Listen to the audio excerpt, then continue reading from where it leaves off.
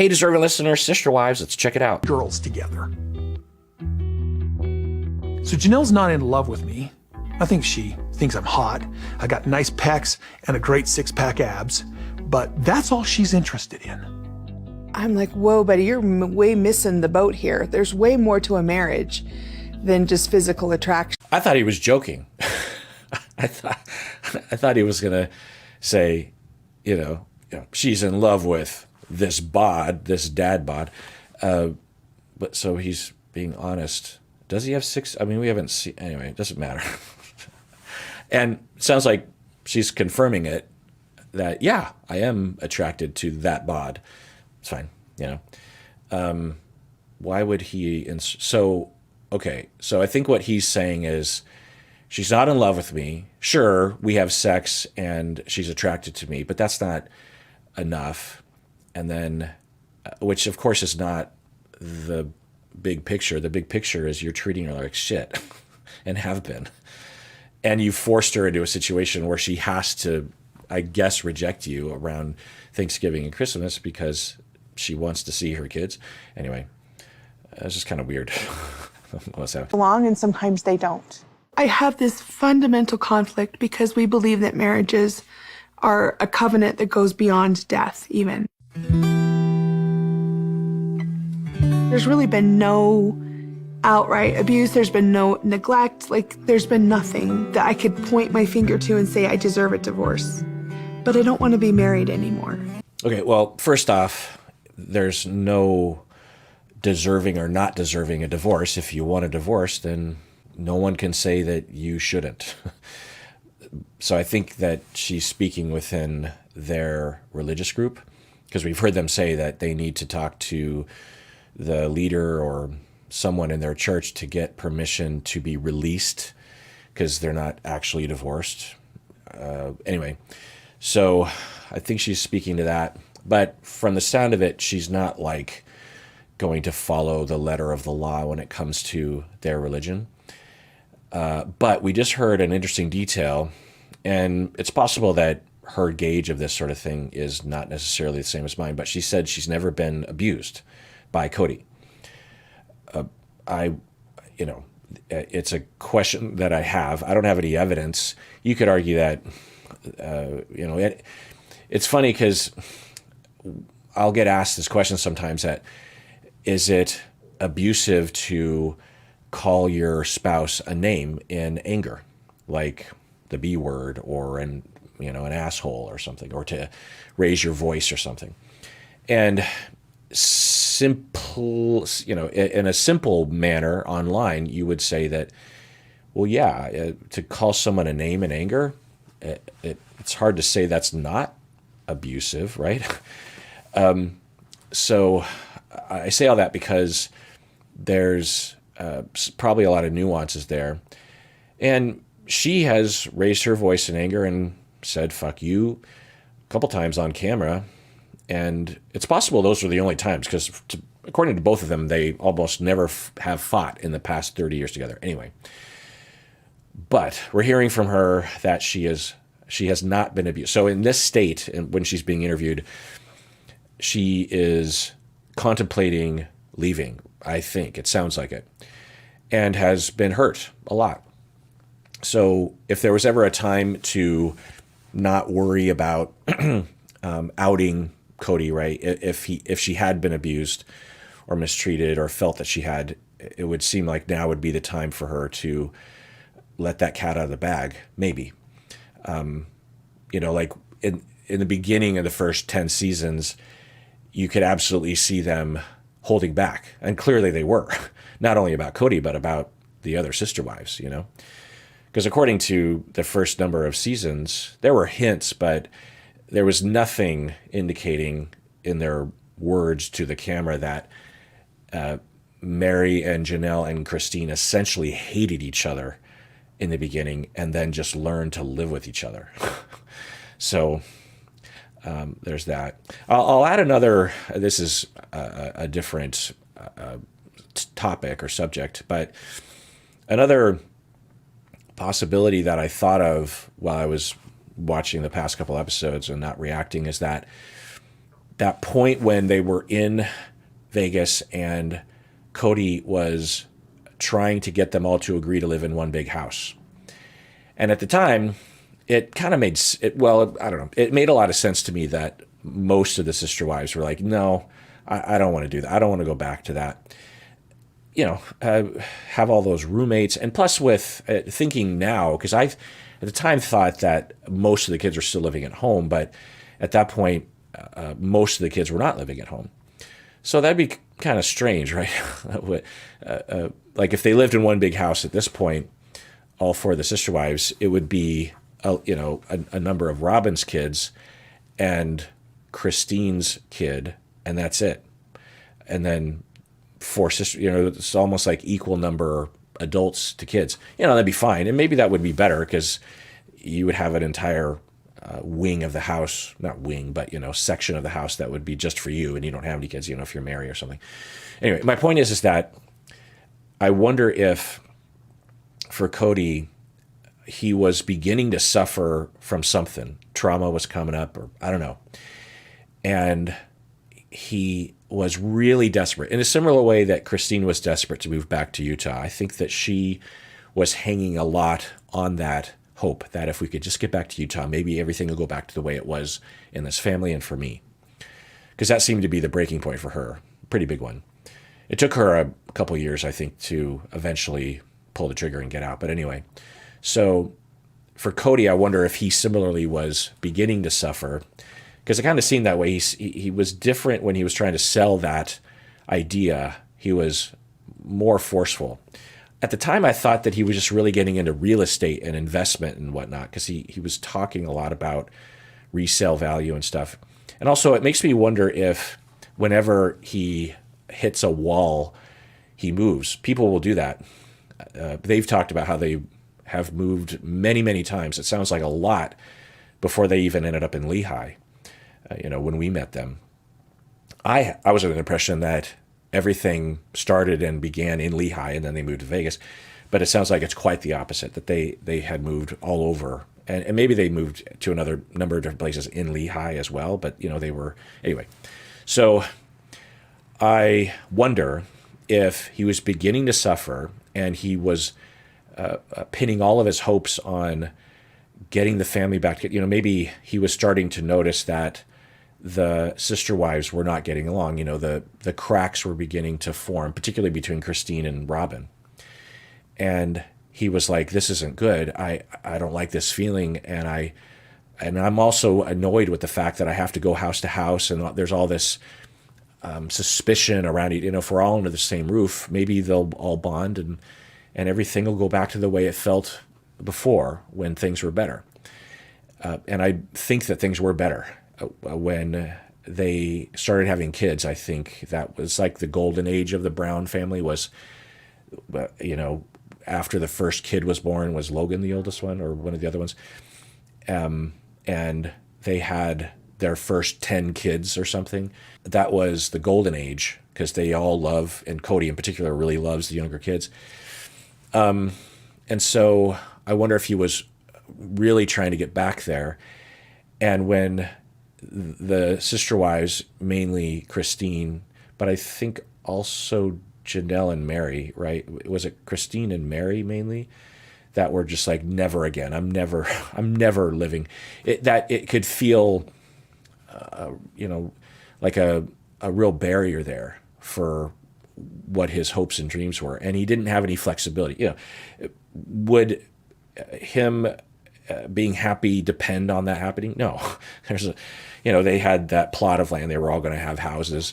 And you just think about the snafu and the mistake. You just wonder if they were still in that cul-de-sac in Vegas, if they would still be together. There's a possibility, right? With the COVID precautions, would it have been different if they were neighbors and could communicate more? Instead of it being kind of rumors and triangulation, that Gabe and Garrison could talk directly to him. They could just walk outside and say, "Hey, Dad, come outside," and then they could talk. You just wonder. It's hard to imagine, but I could see it. So they showed a flashback scene around him trying to convince them to live in one house, and I was thinking, oh, that was kind of that last moment, and it also seemed like some pressure was building, and I just wonder if it was really hurtful to him, and it was like, well, we're doomed because if they stay in separate houses, Christine's never going to like Robin, and there's always going to be suspicion, and I'm always going to be yelled at or accused. So we're doomed, I don't know. She's gone. Serious? So Yeah. really, if Cody changed, would you ever want a full marriage with him again? Yes, but I think it's unrealistic. I think it's how he's always been. I think he's vastly different than he used to be. I keep thinking like he's different. He's not the same person. I don't. I he couldn't used be to in love with who he is He now. used to be more. Courageous? It's so strange. I don't know who he is. Okay, very interesting. Now, maybe Christine would say it's because Robin has been manipulating him and changed him or something, and could be, but I'm guessing it's something other than that. It could be that he fell in love with Robin and didn't know what to do with that. That happens, and there was no way within that religious group or within polygamy to allow for that. I've talked about how in ethical non-monogamy and the polyamorous community, it's not always fun and games, but they do have a way of talking about it and a script and a guide and models to follow when that happens. Let's just say that this is a family or a bunch of adults in Seattle who are in a polyamorous family, and everyone involved, all the adults are free to explore, with each other if they, meaning that Janelle and Christine could date other people if they wanted to, that kind of thing. And in those situations, you could have I've worked with families, polycules, that had this exact situation, where it was actually the genders were reversed, where the woman was the only woman in the polycule, and then there were 3 men. It wasn't a religious group, it was far from it. And there were kids, and the woman started another relationship. I'm trying to remember the details. I can't remember if it was another man or if she actually was falling for maybe the third husband or the third man in the relationship. I can't remember, but it was hard, the other two, because there was one of the other guys was considered to be the primary, meaning and there isn't always a primary, but sometimes there is. And he was, you could think of him as like the Mary of the group, the first and the one that in a lot of ways is the official, if there's a gathering at school, parent-child conference, he would be the one that would go, that kind of thing. Anyway, so it was hard for them, but there's a way to talk about it. There's a way through it. There are options. In ethical non-monogamy, you don't have to adhere to this rule that everyone has to get equal time and equal love, and that there's no favorites, and that there's harmony between everybody. Because there's a way, there's a possibility that, say he discovered, as Christine said, that they were soulmates. They're like, oh my God. And then Christine's like, oh my God, I didn't realize there was more. I thought this was the ceiling of how close you could be to someone. Watching them two, I want that. In a ethical non-monogamous polycule, she would be able to pursue that. She would be able to date other people and stay connected, and it wouldn't be all busted up. There would be conversations. It's not like she would just pull up a dating app and boom, she's, there would be conversations with Cody. That's the thing about polyamory, is that there's a lot of conversations. Sometimes it will be lamented how many conversations, a lot of talk, but it's required, So there's a version of the emotional life of this family that could have worked. Or he could have been able to talk about it. Like another version, that doesn't even involve Christine dating other people, could have been that he starts to notice, like, whoa, I feel something completely different with Robin, or I haven't felt this in a long time, or something. I don't know what to do with it. He brings it to his other wives and says that it's not great for them to hear, but they talk about it openly and say, okay, what are we going to do with that? And, maybe there's some hurt feelings, and maybe there's even some people leaving or whatever, but there's at least an open conversation about it instead of denial and, I guess, a form of pseudo gaslighting.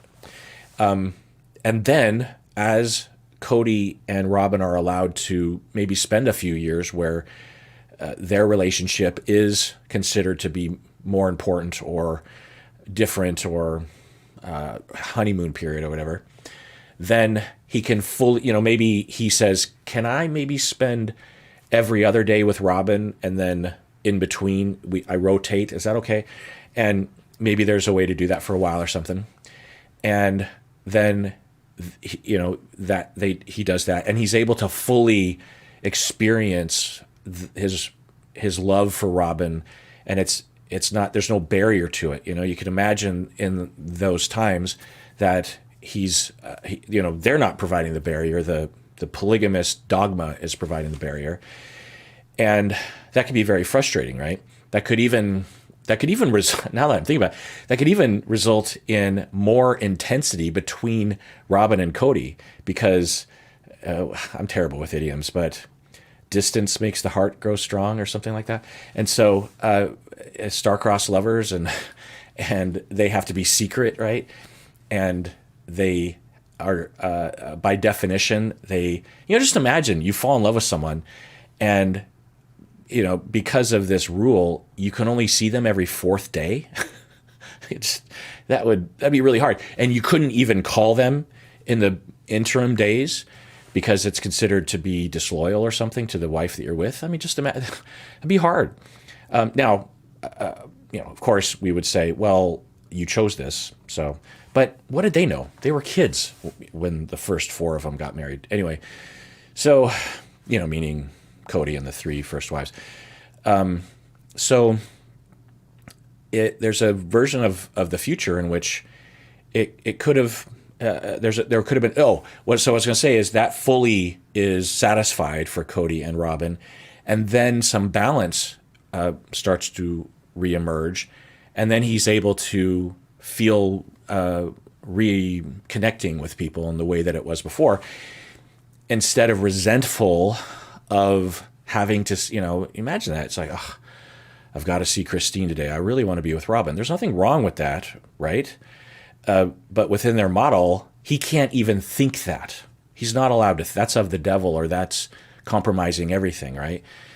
So I don't know how I started on that, but let's start watching again. When I realized that Maybe that's what's changed, because all of a sudden it just doesn't work. Oh, so they're confirming what other people have said before, which is that he was different. He's different now. And I was, Christine has had enough distance now where she's able to perhaps think more objectively about the past. And she is saying, oh no, he changed. Because watching all those, arguably the first 16 seasons, 15, 14 seasons, my vision of all 4 of them was that there were some issues, but minor, really. And then to see him now, you're like, was he always this way and he just was hiding it, or it was hidden from us and he was being horrible to everyone and abusive? There's a lot of data from Janelle and Christine that indicate that that's not the case, which I guess is comforting, and bodes well for everyone, including the kids, and gives me hope that if he can return to his old self, then things can be golden. That might not happen, of course, but Christine and Janelle, especially Christine, would have every reason right now to say, no. We know he was always like this, and that's not what she's saying. All right, well, that does it for that episode of Psychology in Seattle. I wish you well, and I hope you take care of yourself, because you deserve it. You do. You really do.